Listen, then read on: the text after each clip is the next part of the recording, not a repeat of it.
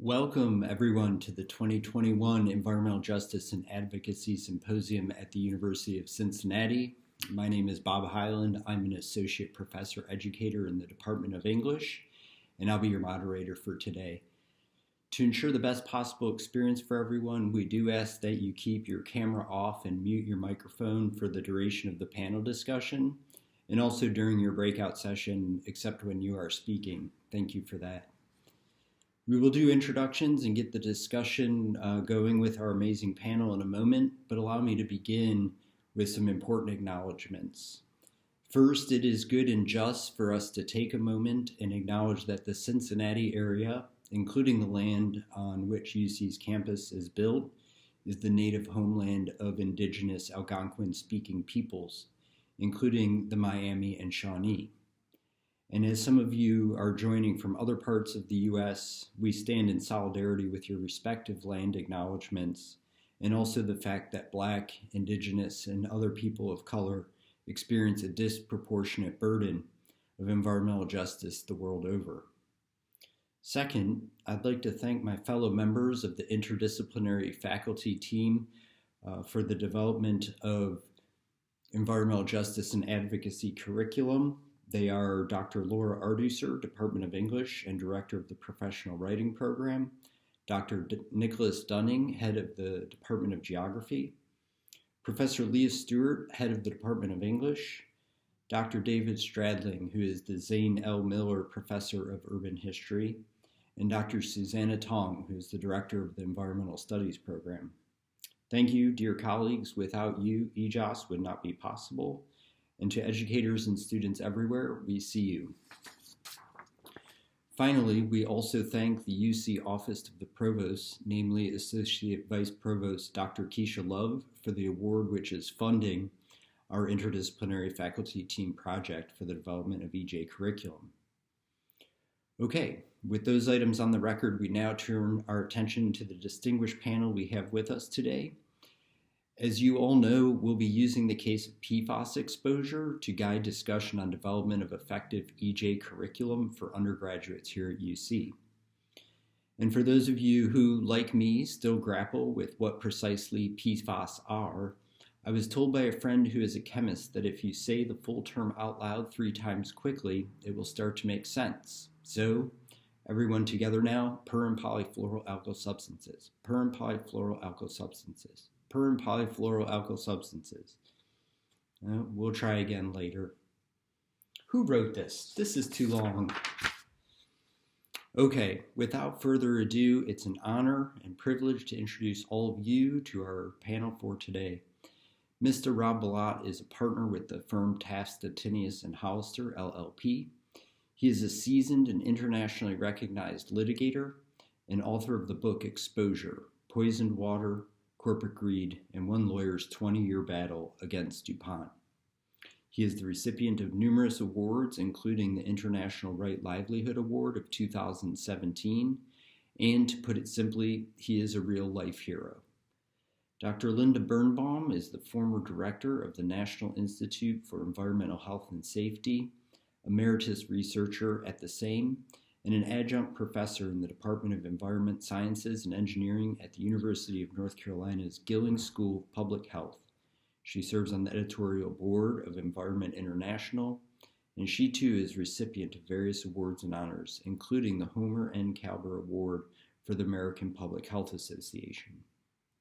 Ms. Casey Diener is the Deputy Director of the Office of Science Advisor, Policy and Engagement in the U.S. EPA's Office of Research and Development, where she supports the office's work to advance the development and use of science to inform decisions at EPA, and to engage the scientific community and partners in research for health and environmental solutions.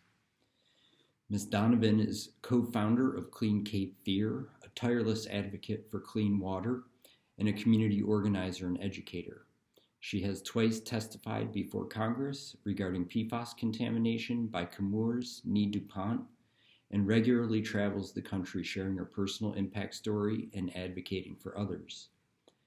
Dr. Susan Pinney is a professor in the Department of Environmental Health within the UC College of Medicine. She is Deputy Director of the Center for Environmental Genetics and leader of the Cancer Risk Control and Prevention Program for the Cincinnati Cancer Center.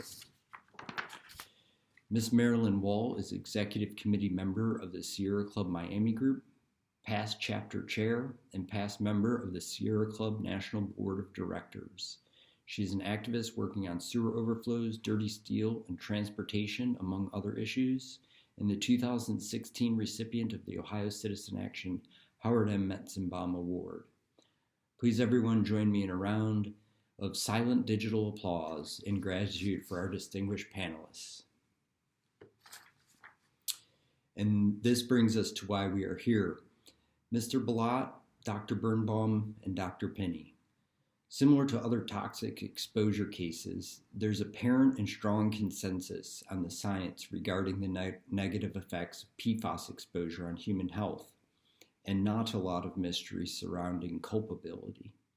So to pursue justice in an exposure case like PFAS, what complementary skill sets or areas of expertise would you like to start having work alongside you that maybe you haven't had in the past? Mr. Balot. And don't get bogged down in the legalese and the scientific jargon and all the regulatory acronyms. So, this is exactly the kind of thing we need to be doing, is getting everybody from all these different disciplines together to come up with effective ways of communicating what this problem is and what we can do about it. So thank you. Thank you for hosting this event. So I'm Linda Birnbaum, and I'll go next. To me, first of all, everything Rob said was absolutely true. But as a scientist, and as a public health and an environmental health scientist and a toxicologist, we need a team. We need a team to move forward with science today because it's so complicated, so complex. But I think the one person I haven't heard mention, or the one clear skill, is we need communications. And I think scientists often, that's where they often mess up, because they talk science. And I think what it's very important to do is to work with the communities, with the lawyers, with the other people who are concerned and interested with this, and make sure that you speak the same language.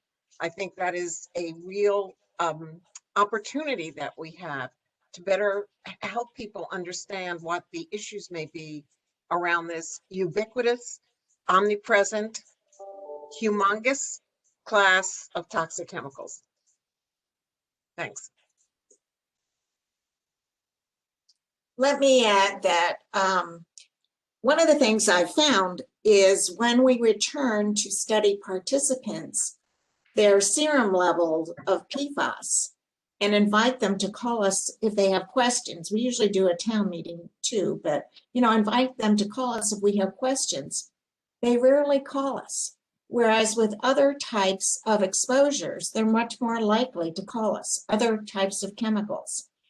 And, I think it goes back partially to the long name, but also I would say we have not really communicated the prevalence of this chemical, the exposure burden, nor the health effects well at all, compared to like lead. People know what lead does. Thank you all so much. One can tell when they're in the presence of excellence, so we appreciate what you had to say there. Deputy Director Diener, Ms. Donovan, Ms. Wall, community engagement underpins so much of the work that you do. Could you share with us from your vantage points, what the opportunities and challenges are with community engagement related to environmental justice work?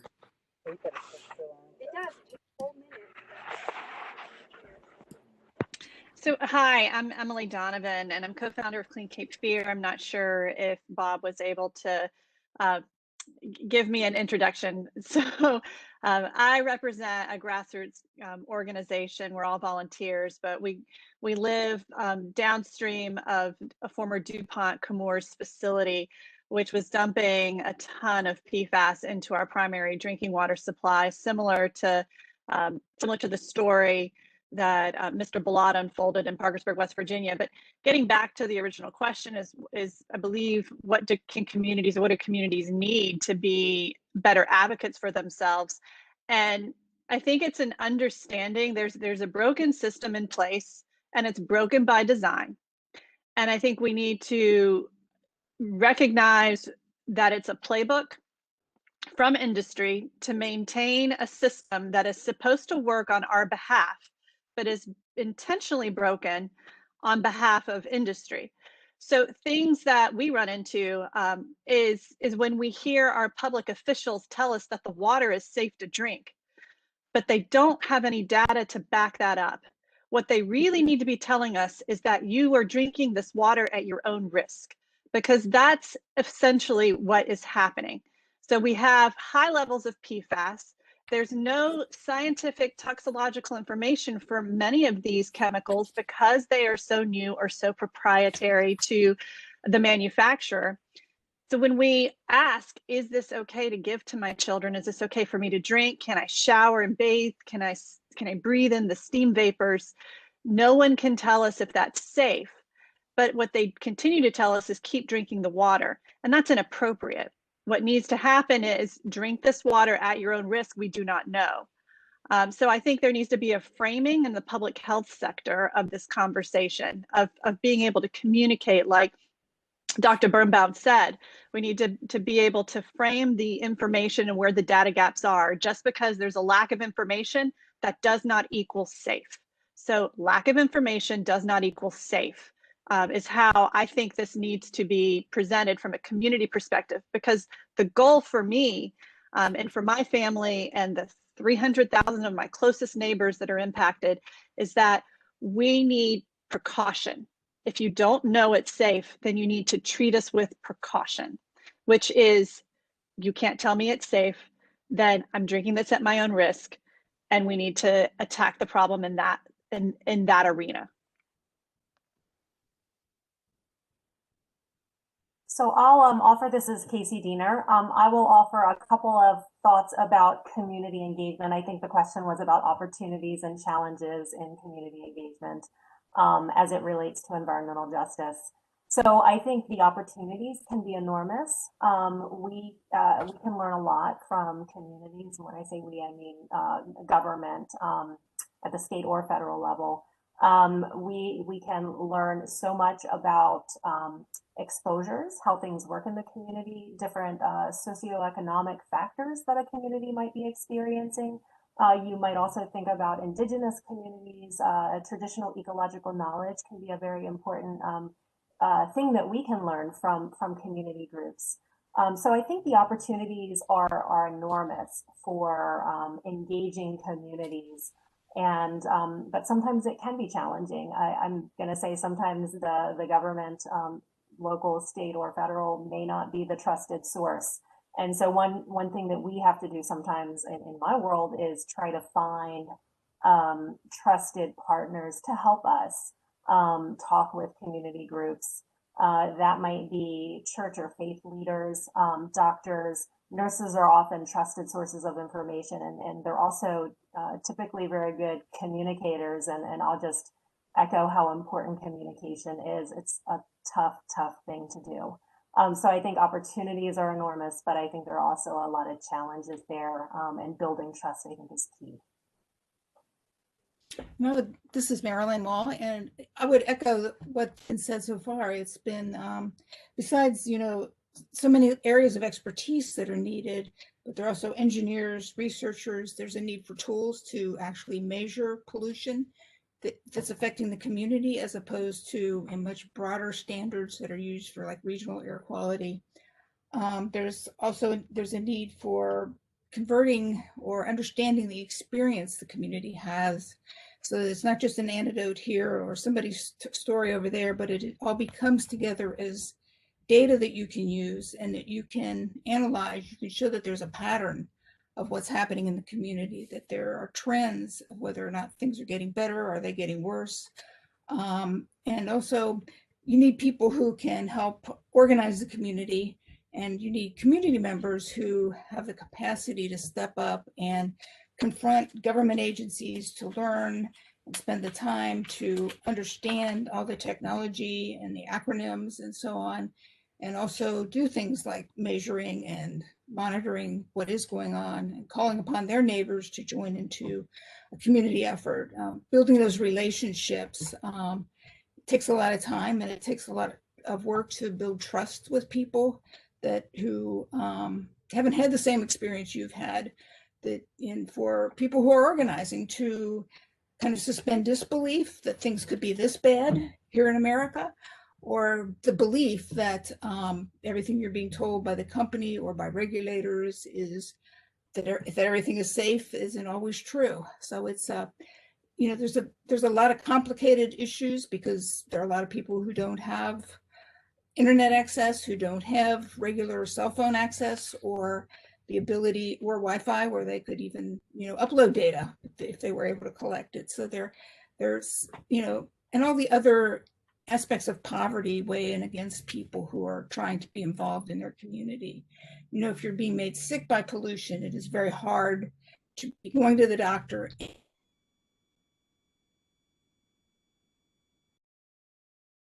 Might be presenting to you. So it's it's a big challenge, but it's one for all these aspects and having so I'm very glad to see UC's interest and dedication to trying to dig into this project. We are interested, and thank you for the work that you do. Truth actually came up, and that's a good segue. I think the conversation's about to get real, as the kids say. Just yesterday, a congressional report came out indicating that baby food manufacturers knowingly sold products with high levels of toxic metals, like arsenic, mercury, lead, that kind of thing. Add to this the history of lead in paint, the fallacy of plastics recycling, the effects of greenhouse gas emissions from fossil fuels, and of course, our case of global PFAS exposure. The weight of evidence suggests that self-regulation by industry and earnest transparency about the risk it knows that it's foisting on the public isn't the way to protect the public health. So to the whole panel, maybe in the same order, if you would like, what priorities would you identify for a curriculum at UC that prepares students to be leaders in changing these policies that are failing us so that it favors the public health rather than private profit? Mr. Billett?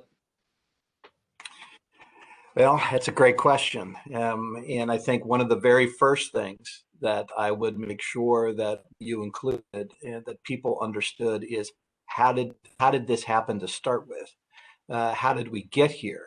How are these systems currently set up that allow for a situation like this to occur? I think most people would come into this and hear about the PFAS situation, for example, if they've watched the movie Dark Waters, which you were graciously able to make available to folks. They may say, well, how is that possible? This is the United States. And certainly somebody, is reviewing all of this before it goes into our water and not really understand just the history of how our regulations developed and how when the laws first started coming out. Not until the 1970s, making requirements that people disclose information about new chemicals coming out onto the market and what happened with all of those existing chemicals that were already out there, that we did essentially just rely upon the companies to tell us whether there was information that showed any of those were bad. That didn't work. We see that very vividly with the case of PFAS. We just assumed we would be told, and we weren't. And look how long it took for us to get that information out. And I think that's been used as an example now of why those laws needed to be beefed up and why things needed to be changed. But it's incredibly important, I think, particularly for students that might be involved in these programs, to understand that history and to understand how we got there so they could know what needs to be fixed. That, to me, is the most critical aspect of it.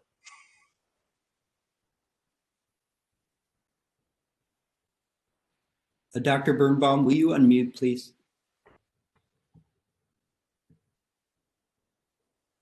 Sorry about that, all.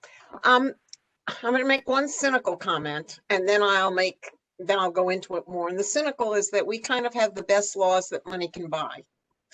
And by that, I mean that the amount of money that is spent by your different organizations lobbying Congress and also making contributions to campaigns has an impact on what happens to our laws.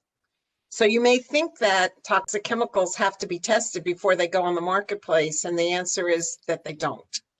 Unlike drugs, new pharmaceuticals, where testing is required before they can be used, so they're not presumed innocent, which is what is true in the chemical space. So the presumption is innocent until proven guilty. But there is little requirement for industry to, in fact, prove that whatever they're producing is not a problem. And I think with the revisions of the Toxic Substances Control Act that occurred in 2016, that was supposed to help fix the situation where industry could be required to do testing before chemicals came on the market. But that hasn't happened. And I'm guardedly optimistic that things will improve as we go forward, where I think there may be more regulation. But I think we need to realize that our whole system of regulating chemicals does not look for precaution at all. In Europe, there are requirements for testing before chemicals can be on the market, and the precautionary principle is used. And industry wants to tell you that the precautionary principle means that you act in the absence of evidence. But in fact, that's not the truth. The precautionary principle means that you act in the presence of concerning evidence, but you don't have to know everything to act. Thanks. Yeah, I think these are all really fantastic points. I think it's also it's good to understand and go local. When dealing with this, we've spent a lot of time at looking at the system that's broken at the federal level. But no one attends city council meetings. I've been to plenty, and there's plenty of empty seats in them. And I think that's another important thing for us to remember when we look at these situations is what is happening in the local arena to protect just basic drinking water. The issue in North Carolina right now is there's a law that does not allow developers, or it doesn't allow municipalities to tax developers for infrastructure costs. And we're finding this play out on a grand scale across the United States. Infrastructure spending is behind and lagging. A lot of our pipes are old and need to be replaced, but no one wants to raise taxes to pay for those updated systems. With the issue, we have all of these 21st century chemicals and industries operating, but our water infrastructure system is in the 20th century as far as technologies go. When dealing with Gen X in our water, and then all of the other PFAS that we learned to discover afterwards, Wilmington's water district had what was considered a very sophisticated treatment system, and it could not remove the chemicals. The chemicals were just too sophisticated for the technology in place.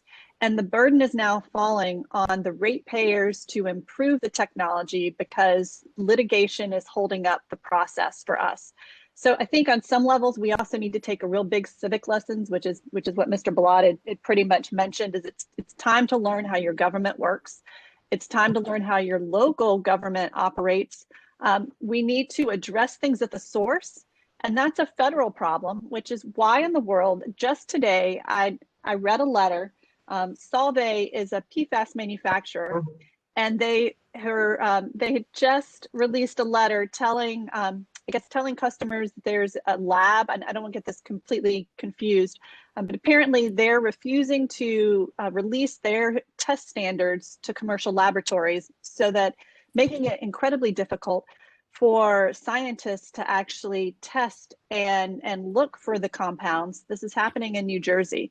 This sounds very similar to what happened in North Carolina 3 years ago with Gen X. We had independent research scientists that had to reverse engineer Gen X to figure out what it was. They could see the chemical was in the water at high levels. They didn't know what it was. Nowhere could they find the test standards for it. They had to invent them themselves, because all of this sits as proprietary business information under industry.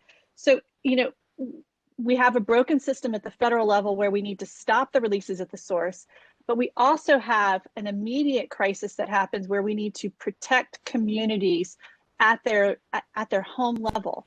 So stop the source, but then also provide immediate protection for every homeowner to make sure that they're no longer having to drink the contaminated water. We are 3 years out of our contamination crisis, and we still have high levels of PFAS in our water today. Not nearly as high as it was 4 years ago, but it is still higher than many communities across the United States.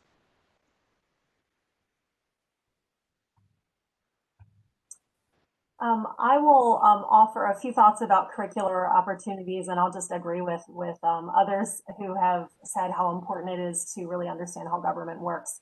That is really important. You know, understanding EPA's statutory authority, that's what gives us the framework for how we operate, I think can be very important for students, how we implement those statutes. All the disciplines that we look to as we implement the statutes, I think those are things that students can explore. One thing I think is so interesting about opportunities for getting involved in careers in environmental justice is you can come at those careers from many different places. We need scientists, we need lawyers, we need community engagement specialists, we need policy folks, we need people who understand economic analysis, we need engineers who can help drive technical solutions. So there are a lot of different ways students can come to environmental justice, and a lot of different curricular opportunities that can explore. But that statutory framework in the United States, and then the policy making process and where communities and individuals can engage in that process is really important.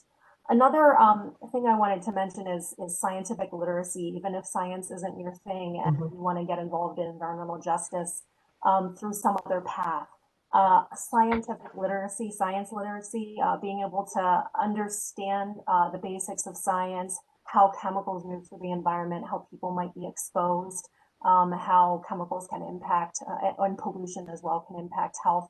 Having a basic understanding of that can be very helpful. So I would encourage anyone interested in environmental justice to learn a little bit about that.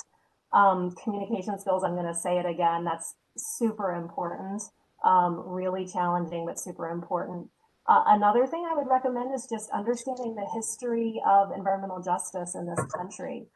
Taking a look at the history of how that has unfolded. And then I'll add one other thing. Data skills, I think, are just hugely important. How to collect data, what types of data to collect, what level of quality is needed in data that an agency like EPA would look at and use, how to visually display and analyze data and then talk about them. So that's a lot, but I think there are a lot of different paths that one can go and follow to lead to a career that has an environmental justice focus. This is Marilyn Wall. I would certainly echo the need, not just that they're this, but we need new tools and different kinds of techniques to replace some of the ones we've had in the past and still have. For instance, the need to regulate pollutant by pollutant is an enormous burden, not just on the scientists and the data, but and as has been mentioned, there are designer chemicals now. There are things people don't even know exist and get protected by proprietary laws and such. So we need to develop new tools as well as keeping what we have in place. People may not, and the public doesn't know about a lot of these things, or what their politicians are voting or against. It's very easy to get excited about for politicians to stick to major hot button issues, but not address really making sure the public knows what is going on and what they're voting on other matters like the environment. One important tool is our citizen suits, which are are used under the federal environmental laws. But Ohio, for instance, doesn't have a citizen suit provision. And right now there's a major effort that started under the last federal administration to get rid of to make citizen suits harder in Ohio by removing an Ohio provision from the law. It's called an air nuisance, to remove that from federal enforcement. And so, something Sierra Club is fighting now, but it's been an important tool in the past for us to try to get to the heart of what's causing some of the problems. Sometimes what's obvious from a pollution aspect isn't even the worst chemicals or the worst exposure that a person's getting. If possible, I'd just like to add from a community perspective, it's so interesting thinking back on some of the recommendations that were being made and some of the hiccups that we found when we were first dealing with our contamination crisis. And one of them was that we actually ran into a lot of people who had a baseline understanding of chemistry. And so they would tell us, oh yeah, well, this is parts per trillion. That's really a drop in the bucket. It's a drop in an Olympic-sized swimming pool. It's okay. But the experts in PFAS chemistry or PFAS chemicals were actually telling us that's not okay. This is a highly toxic substance at trace amounts. This parts per trillion is actually something that you should be concerned about. So we actually had a big hurdle where we had to re-educate even people who felt really confident about their base level understanding of this chemistry. So I think I've learned from that is, if you're dealing with a toxin, seek out the experts and make sure that the experts are given the ample amount of mic time to explain and express and communicate what is really at stake.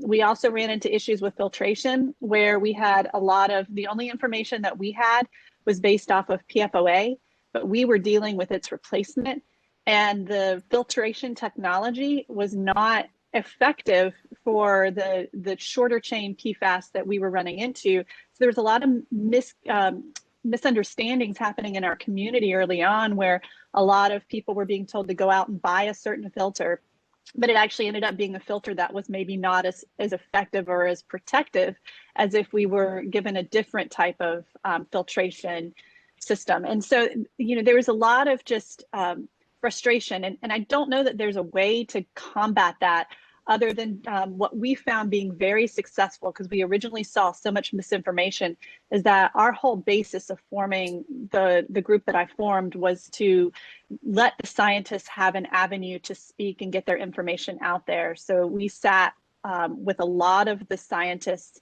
and had them give us just kind of a crash course in PFAS chemistry filtration.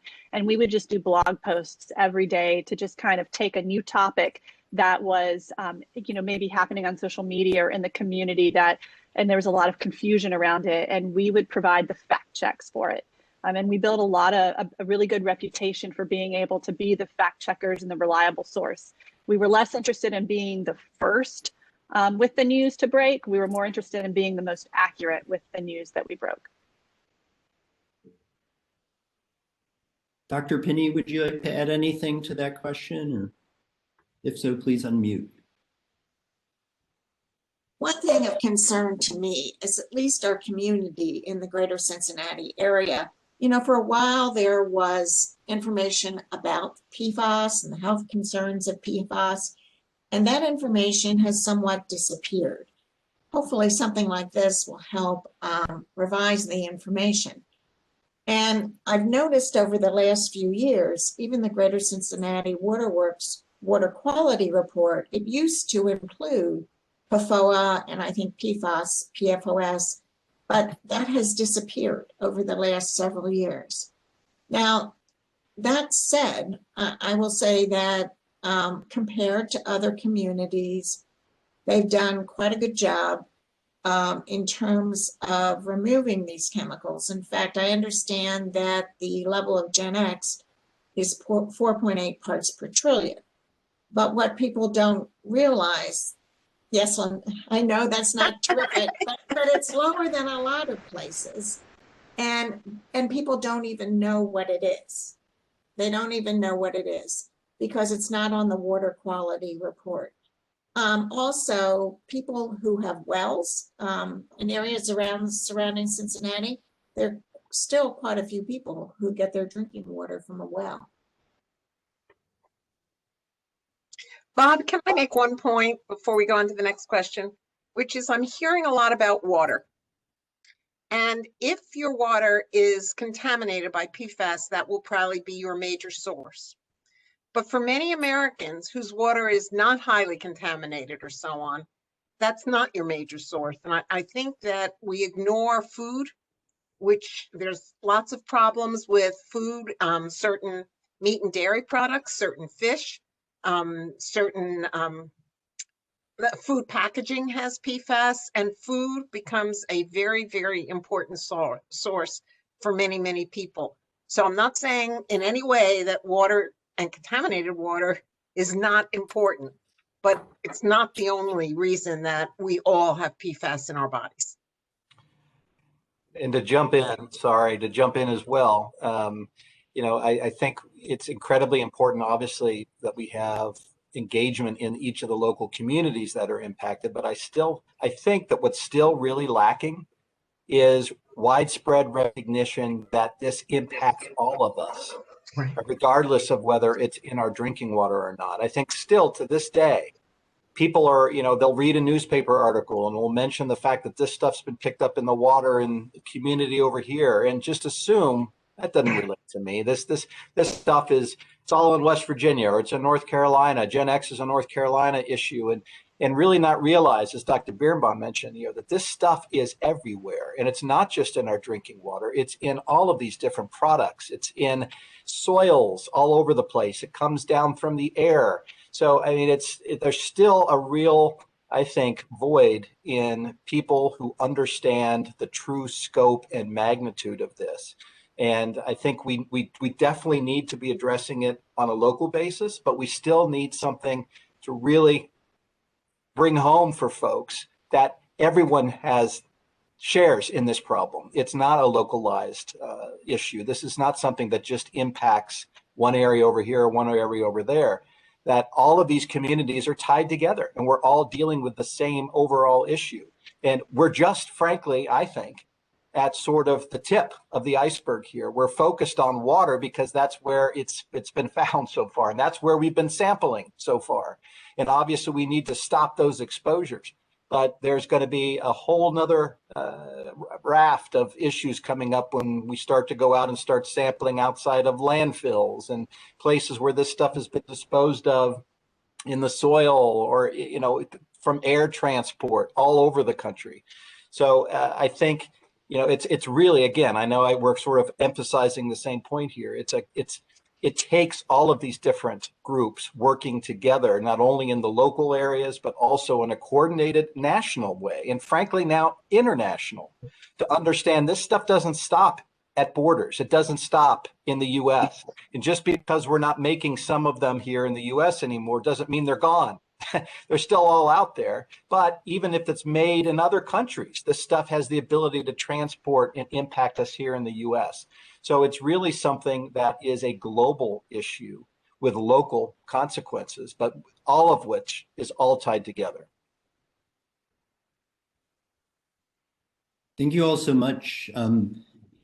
Everybody's about to meet a few of my past students in the breakout sessions who I've dragged to city council meetings around Cincinnati when we're working on certain issues. So, and I also happen to know that there's no small number of young people on this meeting today who are ready to build a movement so that everybody's talking about these issues, because frankly, enough is enough. And that's how we feel. So I'm excited, and I appreciate hearing that's a primary aim.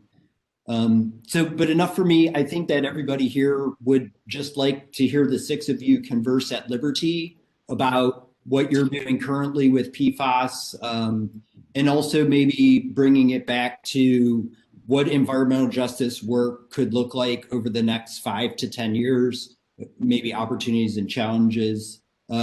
So while you're thinking about that, just a general conversation, I'll signal when it's time to be wrapping up that with Senator Sanders, we'll say 30 seconds left.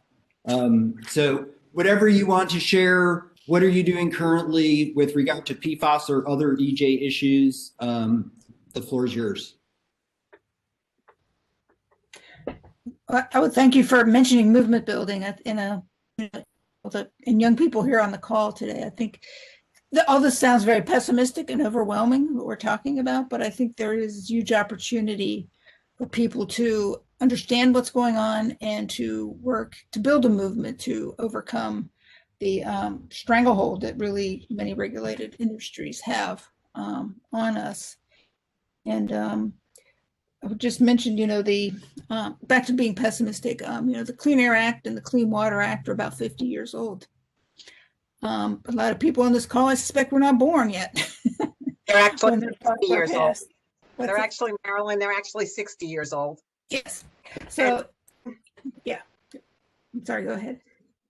No, that I was just going to say that they're older than that, although the Clean Air Act was amended in 1990, which led to some improvements in that. But the others haven't been. I'll jump in on the theme here. I hope yes, this is a big problem, and it is potentially something you could look at and be overwhelmed with. But I'm hoping, if for example, if people are able to look at the film Dark Waters and just see what happened in that community, where you had people that were able to come together and speak out and say, no, this needs to change, and to realize it can happen. All right, we can actually create incredible change. We are able to get scientific studies done with tens of thousands of people that nobody was able to do before, and that's led to changes in regulation and changes to approach and understanding of all of this. And I remain hopeful, frankly, that we're still going to be able to come up with innovative ways to approach this problem that are able to address it in a comprehensive, meaningful way. And one of the things I'm trying to do, you were asking about things we're still working on. I'm trying to find a way to get nationwide extensive studies done that are big enough and that involve enough people to be able to confirm what the health effects are of all of these PFAS chemicals, the new ones included that are coming out that we're told, well, there's no information. And as Ms. Donovan said, so therefore it's safe. No, we need to know what they actually do. And frankly, we don't need to be paying for that. Our taxpayers shouldn't be paying for that. The regulators shouldn't have to figure out where do they get the funding for that. That should be paid for by the people that are exposing us to this stuff, using us as the guinea pigs to wait and see if we get sick. We shouldn't wait 20 years to see how many people develop cancer from these new chemicals. We should be having those studies done now, and we should be doing them on a big enough scale, because we know what the argument's going to be from the other side, all right? Well, the study wasn't big enough. It wasn't comprehensive enough. There aren't enough cases. We can't draw any valid conclusions. We know what that problem is. Let's address it up front. And so I'm working on ways to try to do that through the legal system. I'm hoping people on this call and other places can think of innovative ways to get this done as well, because we need to know, what are these things doing to us? What are the effects, and how do we stop it? So I'm going to tell you what I've been doing lately. Unless Robert, no, Bob, you're through. Rob, you're through. Anyway, I want to tell you what I'm focusing on.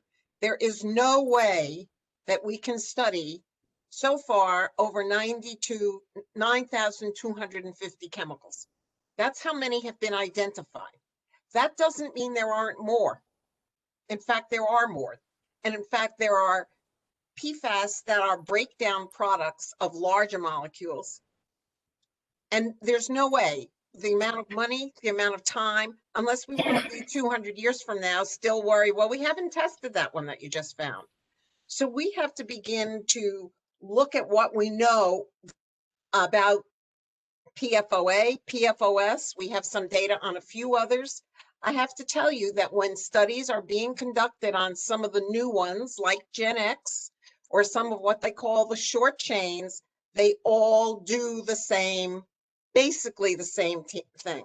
There may be a little difference in specific things. They may affect the liver a little bit differently. They may affect the development a little differently, but they affect development.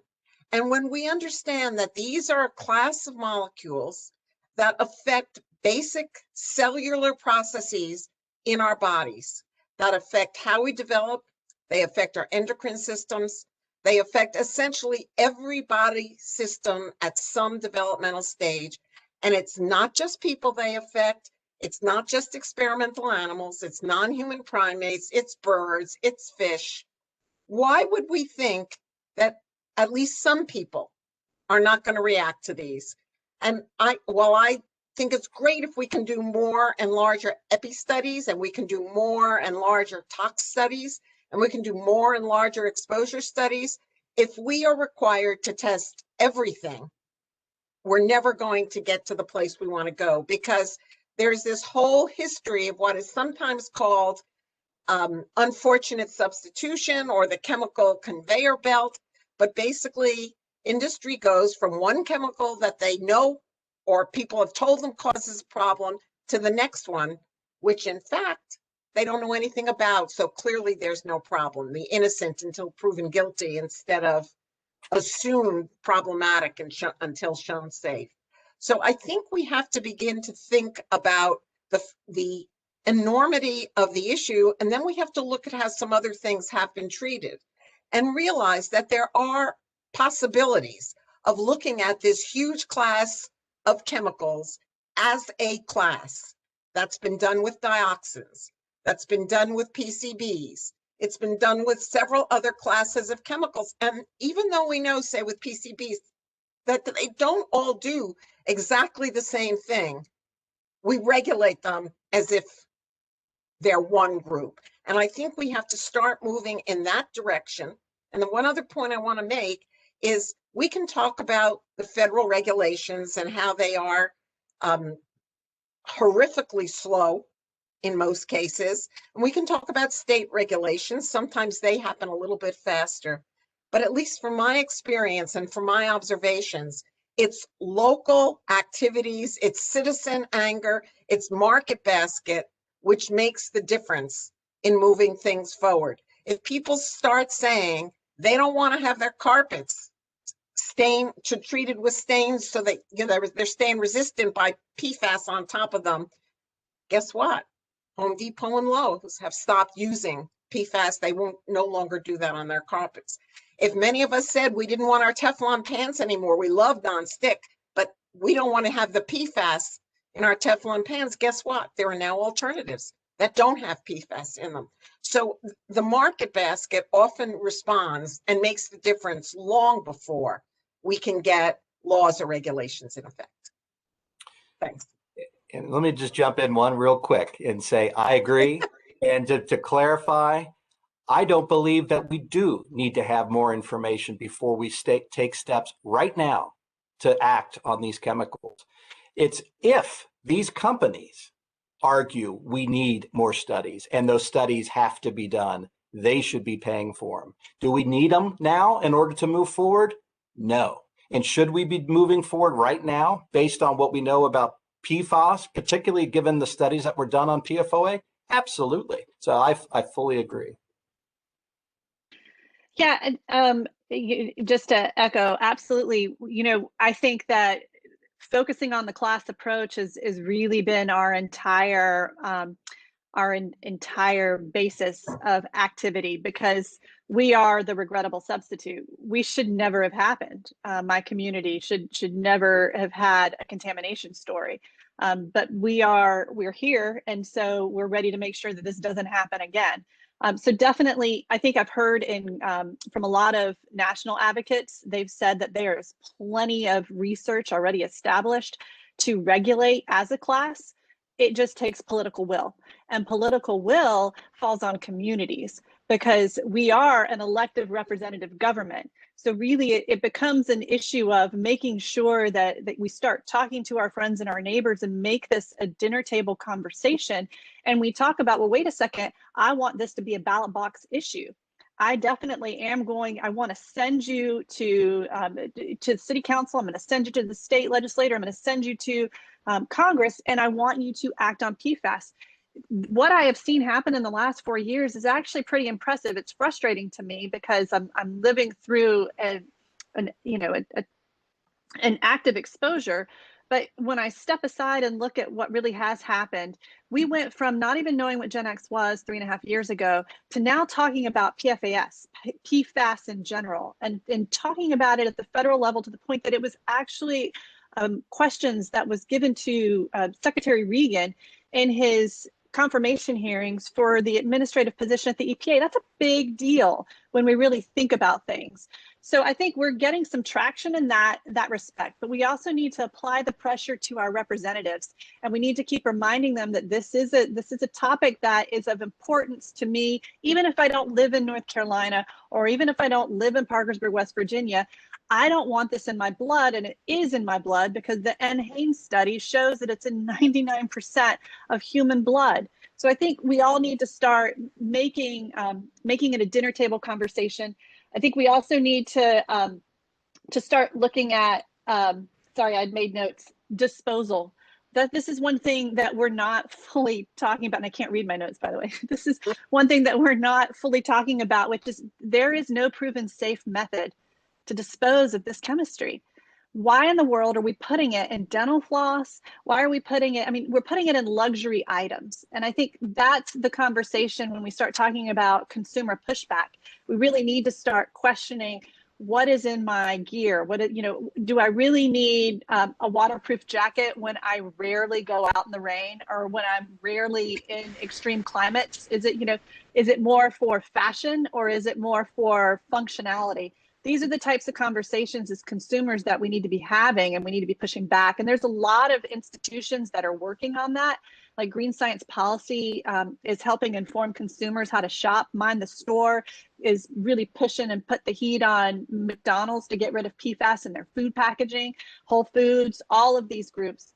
I also think we need to talk about, this was one more thing, hazardous substance designations.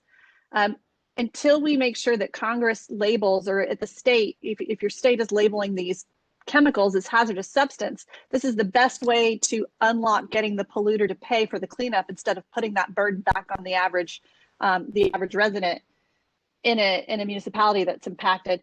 We also need to get standards set. Like Mr. Blatt had said before, and others, if we're not actively looking for it, or when we start looking for it, we find it. And if we don't have standards created of some level, that mechanism will unlock things. The reason why I'm even a story today is because the EPA reduced the health advisory limit from 600 parts per trillion for PFOA and PFOS down to 70 parts per trillion. And when they did that, it actually caused an avalanche of many communities to suddenly realize that they were being overexposed to this chemistry. That's it. There was one more point I wanted to make. There's a side conversation happening about rights of nature, but we won't get into that. But anyway, if we do have time eventually, I'm happy to give my comments on that. Yeah, I'm sorry to bring it into this discussion, but I do want to offer everybody just a few minutes to take a break, and then we'll come back together in our breakout sessions, and hopefully we can continue these conversations and even get more targeted. And also, I know that based upon the chat, there's lots of people who have their own questions. So let's take a break until 4 p.m. and then we can come back together. You'll already be placed into the breakout session that you signed up for. So we'll see each other in about 4 more minutes. Thank you.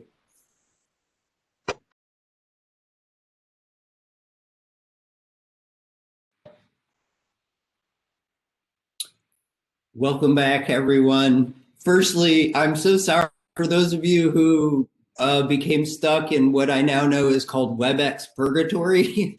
Didn't get into your breakout session. I apologize. I don't know what happened. And those of you who direct messaged me, WebEx also would not let me respond to you. So that's why I'm in English, not technology or engineering.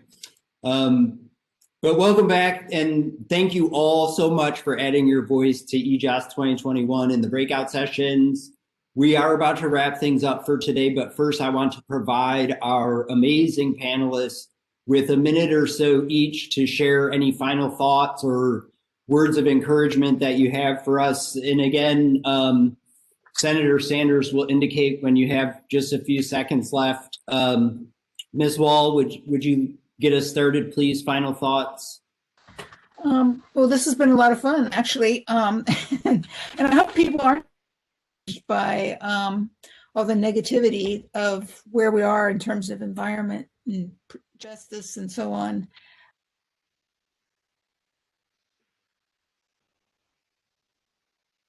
We're talking in our breakout about civic action and personal actions and educating people and voting and making sure that we're aimed at a better paradigm for how we focus our institutions and organizations.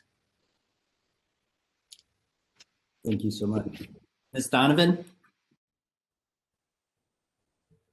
Yeah, it sounds like we had similar, everybody's wondering, what do we do with all this doom and gloom? And yeah, you know what? This topic can be really overwhelming. But then I look at someone like Rob Bellott. He was one man, one lawyer who had the courage to stand up not only to his company, but to his community and fight for what he knew was right. And then we look at Mr. Tennant, who did the same thing. And we look at the C8 blood study, which was probably the most amazing gift to humanity, the largest epidemiological study that a community could give to us. So there are people in this world who are taking it upon themselves to do some really bold and daring things. And we can't forget that. And all we can do is just add our little bit to that puzzle and keep moving forward and know that as long as you're doing what you know is right and just focus on the next right thing, it'll all come together. Because 3 years ago, I couldn't have imagined doing this. And here I am talking to some amazing people. Being on a panel with Dr. Birnbaum is like, I'm done. Bucket list is over. So keep up the fight. Don't get discouraged. Take a break when you need to take a break, and then you jump back in and you do the next right thing. And it's going to work out, because I have faith in humanity. We mess up, but we always tend to come together too. So. Thank you, Ms. Donovan. Deputy Director Diener, will you share some final thoughts? Sure. First of all, this has been a real pleasure. I've enjoyed the conversations. I'm going to end on a hopeful note as well. I have a lot of hope and faith and trust in science and the evolution of science. And I think, in the coming years, science will continue to advance and help us tackle some of these issues that can be very scientifically complex. I think Dr. Birnbaum mentioned that in her beginning remarks, how complex this can be.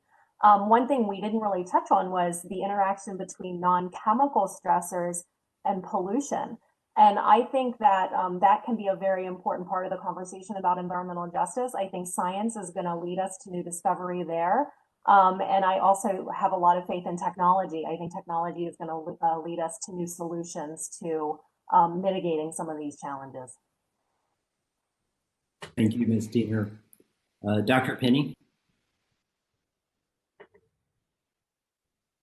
First, I want to thank you for hosting this symposium today, which is a real first step in helping people to become more aware of the problem of this chemical pollutant, but also where things stand and how difficult it has been to move forward with legislation. I hope together we can all think of ways to move this forward, because there are many different ways, there are many different audiences, and to just have one approach probably wouldn't be the best thing, but we can move the conversation forward. Thank you so much, Dr. Penny. Dr. Birnbaum?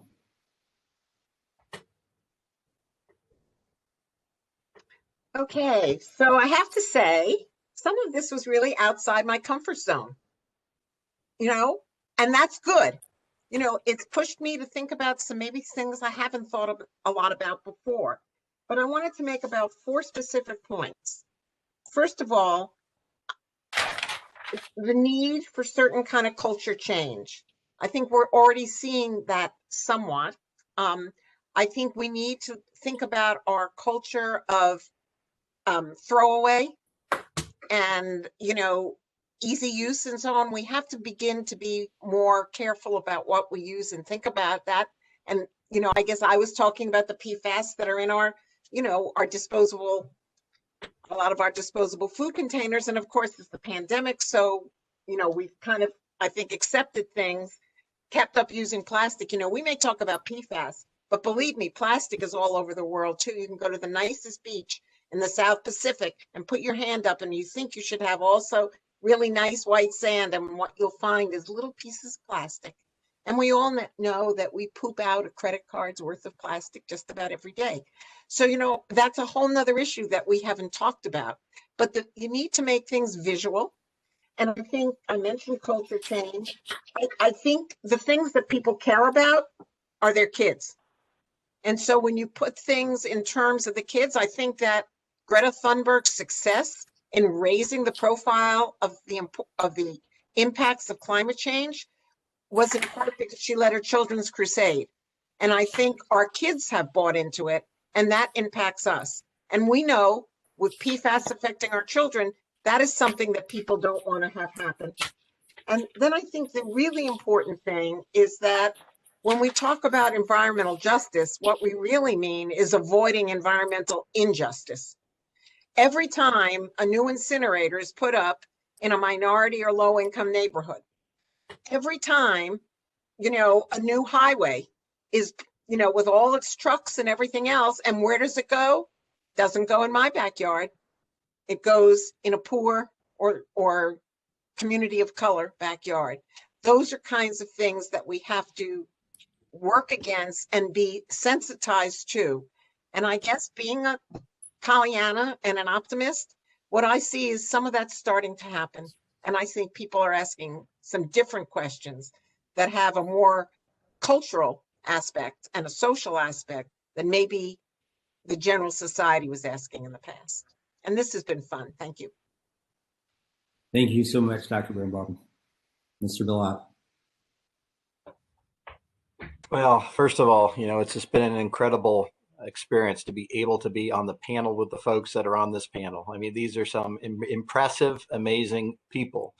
And I'll tell you who would be really proud to see this happening would be Mr. Tennant, Earl Tennant, to see that, this story is out finally. People are talking about it. And that's, to me, the really important thing about what we're doing here today, is having discussions like this among all of these different people from these different disciplines who are all incredibly good at what they do and incredibly good at their different pieces of this big problem, all coming together and trying to find ways to address it collectively.